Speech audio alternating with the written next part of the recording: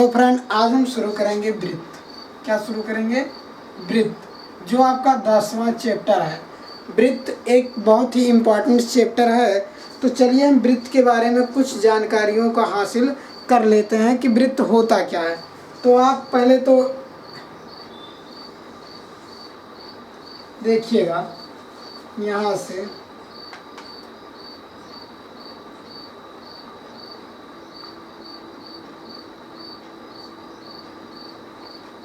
वैसे ही बना देते हैं।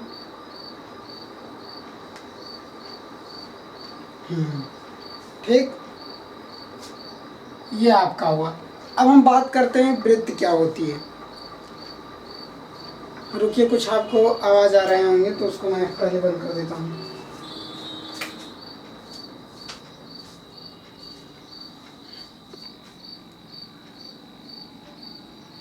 चलिए, वृत्त क्या होते हैं उसके बारे में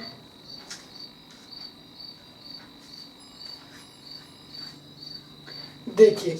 एक वृत्त जो आपकी होती है वो वृत्त क्या होता है? एक समतल, जैसे ये आपका क्या है, समतल है।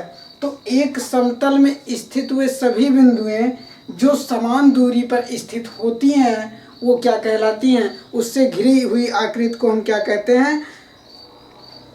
क्या कहते हैं? वृत्त कहते हैं। तो आपको वृत्त का डिफिनीशन पता चल गई होगी कि समतल पर, किसी समतल पर स्थित वे सभी बिंदुएं जो केंद्र से एक समान दूरी पर स्थित होते हैं उन्हें कहते हैं, हम वृत्त कहते हैं। ठीक, तो वृत्त, तो आपकी बात ये होगी वृत्त। अब जो केंद्र है उससे समान दूरी पर स्थित होते हैं तो उसे तो वृत्त कहते हैं। लेकिन जो आपका केंद्र है इसमें आपको हमें पढ़ना क्या है? देखिए, त्रिज्या, त्रिज्या क्या होती है, जीवा क्या होती है, व्यास, इन सबको आप जान जाएंगे और आप कभी भी नहीं भूलेंगे इसको। देखिएगा, आपको जो ये आपने एक वृत्त बनाया, क्या बनाया? एक वृत्त। आपको समझ में आ गया होगा वृत्त क्या है। तो आपने एक डायग्राम को बनाया है, फिर यहाँ एक केंद्र माना है।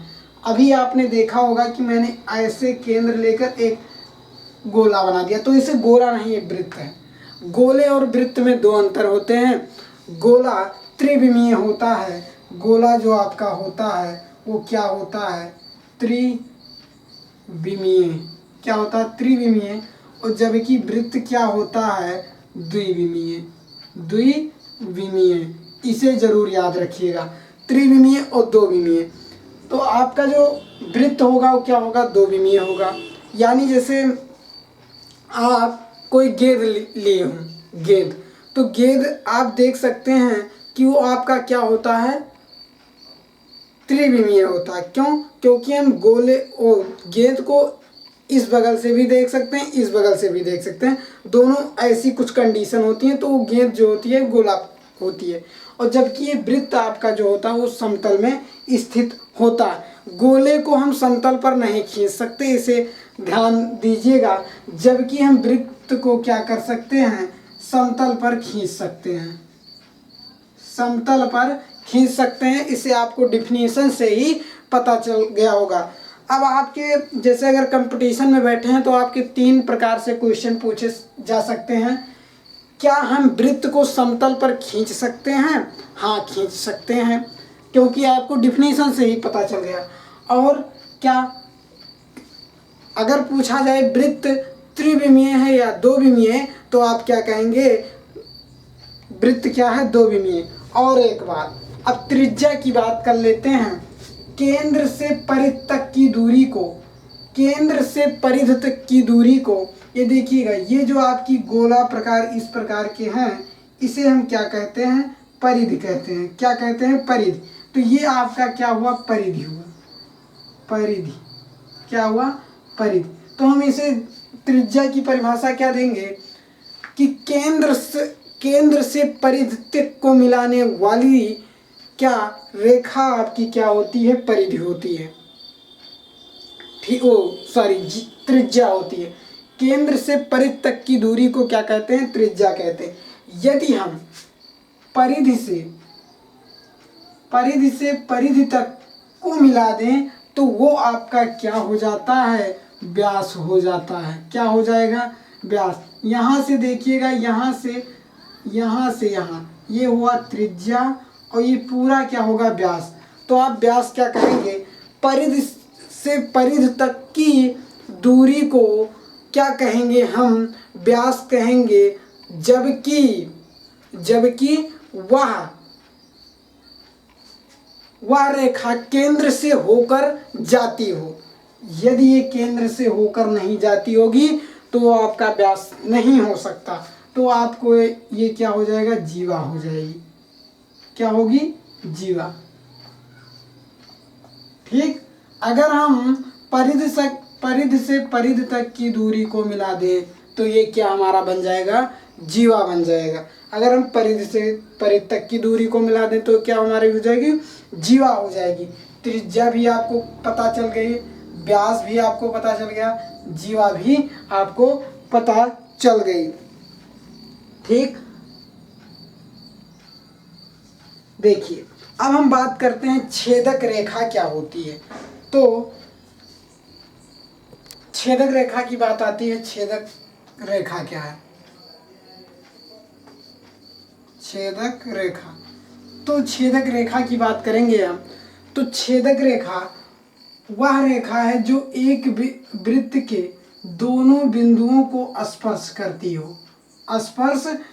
हो। तो क्या होती है? छेदक रेखा स्पर्श करती हुई निकलती हो तो क्या होती है? छेदक रेखा होती है। अब हम बात करते हैं छेदक रेखा और एक वृत्त में। ये बात आता है वृत्त में त्रिज्यखंड, लघु वृत्त, दीर्घ वृत्त और त्रिज्यखंड। तो त्रिज्यखंड यानी आप त्रिज्य यानी त्रिज्या की बात हुई। किसकी बात हुई? त्रिज्या की। त्रिज्य की बात आई तो त्रिज्या की, यानी दो त्रिज्याओं से घिरी हुई आकृति को हम त्रिज्यखंड कहते हैं। क्या कहेंगे? त्रिज्यखंड कहेंगे। क्या कहेंगे? त्रिज्यखंड कहेंगे। तो देखिएगा, अगर आपको इसमें से कुछ और त्रिज्यखंड हो गया और अर्धवृत्त आप जानते हैं कि यदि ऐसे ये व्यास हो इस प्रकार से हो तो आपका क्या होगा? ये क्या होगा? अर्धवृत्त होगा। ठीक। अर्धवृत्त हो जाएगा। अब बात हम करते हैं त्रिज्यखंड। आपको पता चल गया त्रिज्यखंड क्या है। ठीक। यहाँ तक आपको कोई प्रॉब्लम नहीं।